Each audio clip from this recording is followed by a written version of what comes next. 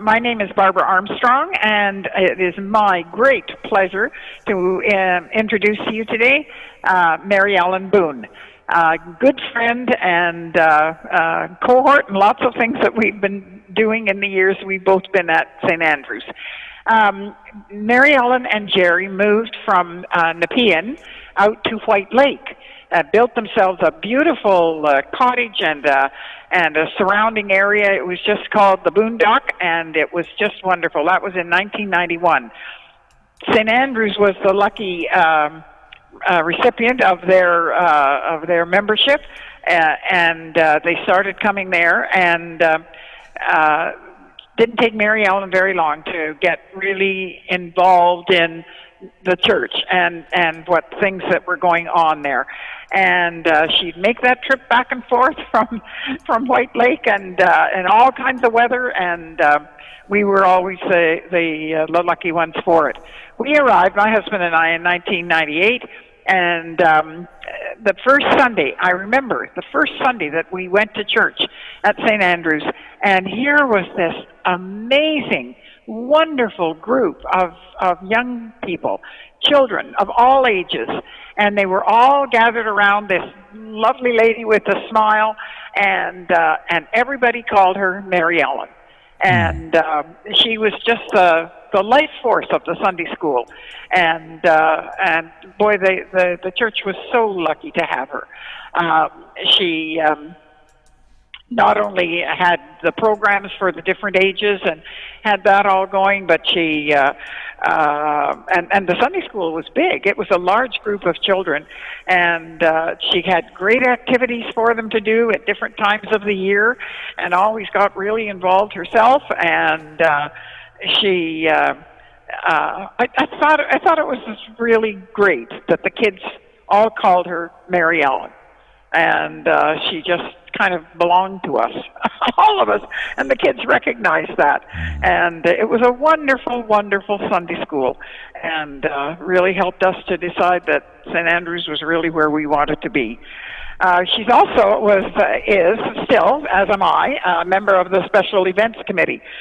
We're not quite as active as we used to be, but the Special Events Committee at St. Andrews does a lot of things, and we put on dinners and suppers, and we do funeral luncheons, and we have all kinds of activities. We meet every once in a while, and we're still able to I think, pull our weight and to help out with the things that are going. And some of you who maybe aren't so sure if you know Mary Ellen, if you think to some of the dinners that we have, like the big church supper and the fish fry, and down at the end there's that table where all the pies are. The lady with the cane who won't let you have more than one piece of pie? That's Mary Ellen. And so that makes her very, very special too. And the other thing that I think I'd like to mention that is very special about Mary Ellen, she has two fantastic daughters, and Kathy and Lori, and both of those women have taken on leading roles in different ways in our church. And Kathy works with the Sunday school and with the ongoing mission of the church, and Lori sings in the choir and helps with the youth group singing, and they're wonderful women, and they are just such a wonderful reflection of their mother and their father too. And because they were just Jerry passed away a couple of years ago, but they're great girls, and I know Mary Ellen is very proud of them, and they're very much a reflection of her commitment.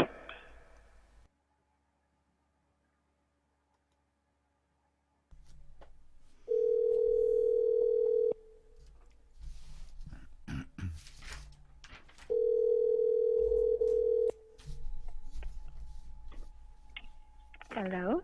Hello, Mary Ellen. It's Brian Thompson here. Are we still on for this interview? Yes, we are, and it's so nice to meet you on the phone. Maybe someday in our new normal, I'll meet you in person. Oh, I hope that's sometime soon. It's this taking a lot longer than I thought it was going to. It certainly is. Yeah. Uh, I had written down some things so I won't be talking to you with a hum and a haw. So Okay. may I introduce myself to Yes, you? yes. So if you just start with my name is, and I'm a member of the church, and we'll start there, and then you can just read from your notes. Okay, thank you very much.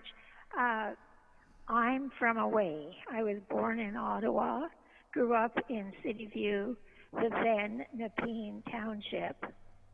I went to school, elementary in City View, Nepean, and to Nepean High School in Ottawa, Teachers College in Ottawa, and further studies from the University of Ottawa and Carleton during the night and summer classes. My occupation was elementary school teacher, and in the latter years, I was a special education teacher. I went to Maryville United Church, which my children thought belonged to their grandparents, and for a time I was at Parkdale United Church in Ottawa, in both churches teaching Sunday school. I was part of the introduction of the new curriculum for the Ottawa Presbytery. Later, I was asked to join a United Church Committee on Christian Education in Ottawa, and I worked at the Ottawa Presbytery Resource Center. We retired came to our dream home on White Lake in 1991 and decided that the little village of Pakenham was the perfect place to find a church, St. Andrew's. We decided to go to that church on the first day they were getting a new minister and feeling that we would be very much ignored, but we were given a fine welcome by Brian, I should say Graham Hudson, and then Heather Kincaid, the new minister, took over in her flowing pink robes. I became involved in St. Andrews as in the UCW and the Presbytery. And later that year, Heather stood at the front of the church and said, I hope someone is willing to take the service today. I'm going to be teaching Sunday school. Our group of teachers that have been teaching this unit are leaving, and there's no one to take their place. Lori, sitting up in the choir, felt very badly about this and said, I'll do it, Heather. Well, that meant she did the music and I did the Sunday school classes. And then I became very much into the Sunday school there. We had white gift services, which became quite big productions. We brought on as our project the Canada Food Grains Bank and did fundraising for it. And we went on our floats in the village parade. I was married in 1957 to the most patient, caring, courageous man, Jerry, who knew my stubbornness and my impatience and married me anyway. And we were married for 61 and a half years before he passed away. Our children are Lori Boon, who kept her maiden name, and Kathy Lacroix, both with the Ottawa Police, much to our chagrin.